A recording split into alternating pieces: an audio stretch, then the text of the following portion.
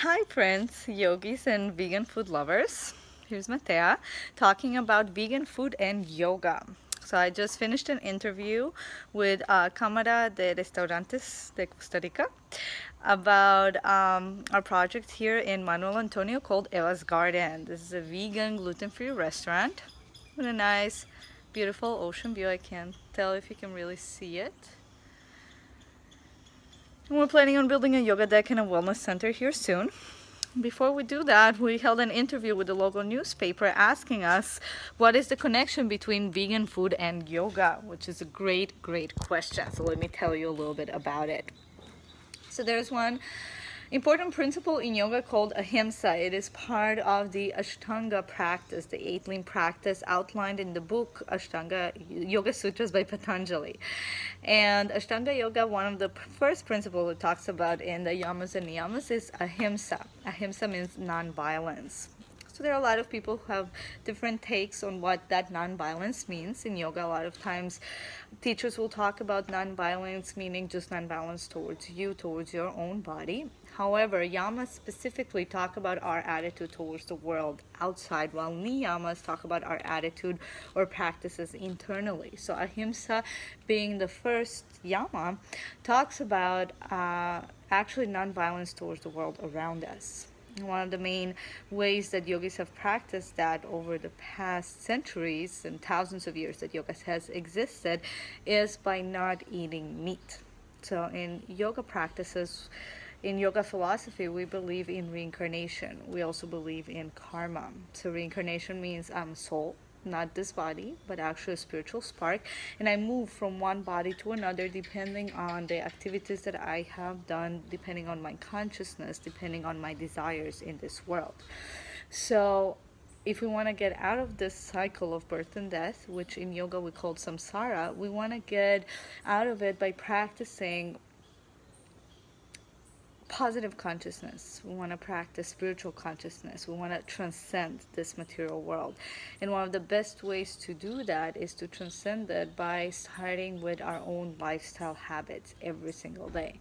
And yogis oftentimes wake up early in the morning, they practice yoga, they practice meditation, they chant mantras, they bathe before they do actually yoga and meditation, they clean their body, they clean their mind, they clean their speech by ridding it of anything negative, which obviously has a lot of different meanings.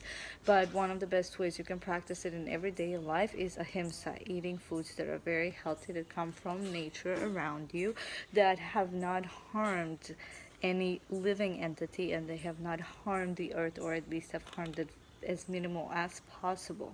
So vegan diet or vegetarian diet oftentimes comes into that same Ahimsa principle. That's why a lot of yogis choose to eat vegan or vegetarian diet. Now, after yoga has been brought to the West, a lot of things have changed, and a lot of yogis only practice the asana aspect or the physical yoga postures. They don't practice meditation, they don't practice mantra, they don't maybe even believe in God or spirituality, or believe that yoga has anything to do with that. And that's okay, that's totally fine. Everyone can do and practice whatever aspect of it they want, but that doesn't mean that the traditional yoga does not include all of those and many more aspects of our being. And I have had many conversations with many yogis where they actually dislike the idea of connecting Ahimsa to our diet, and they just want to apply it to different practices. But I invite you to think about it. I invite you to read on it. I invite you to maybe even look at animals as sentient beings and think about different ways that you can remove suffering from this world.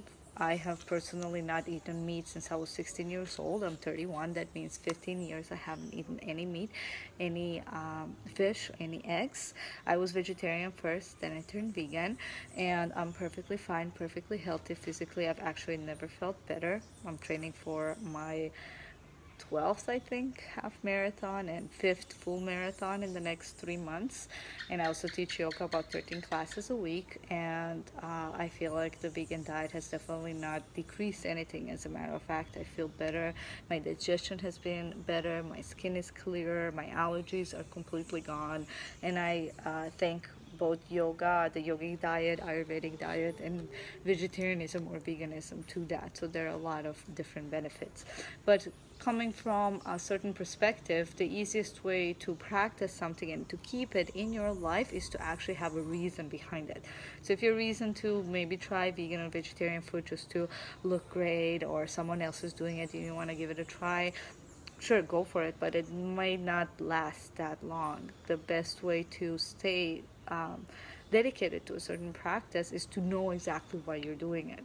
For me personally, may not for you, but for me personally, the best reason why not to eat animals was the compassion aspect. I don't want to harm them. If I can survive without killing someone and ripping their flesh and eating it and eating blood, then I prefer doing that than hurting animals. And that has been the main cause behind my personal practice.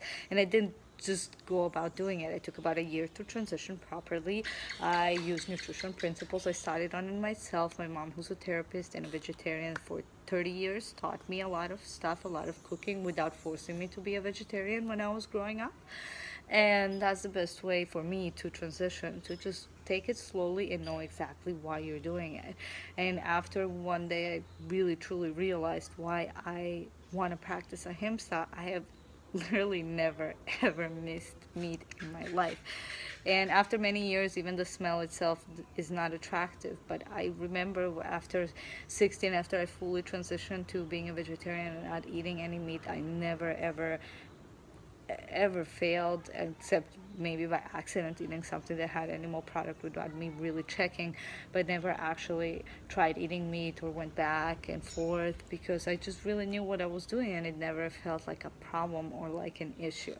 In yoga, that's also called tapas. We sometimes perform certain actions which can also be translated as offerings or even sacrifices in order to achieve certain goals. So we do that in everyday life. I sacrifice getting up early in the morning so I can get to work, so I can have a job, so I can have money, so I can buy a house or buy a car or live. We do that when we have relationships with people. I'll sacrifice my comfort to do something for someone that I love. That's completely and totally normal. We do it for our children, we do it for our parents, we do it for our partner, and it's completely and totally okay to do it for ourselves too.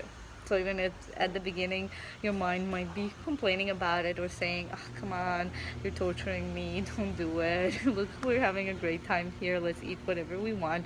But it's okay to perform certain sacrifices if you know that they will award you a greater benefit afterwards. You deserve it. And I invite you to give it a try. Thank you for listening, and namaste.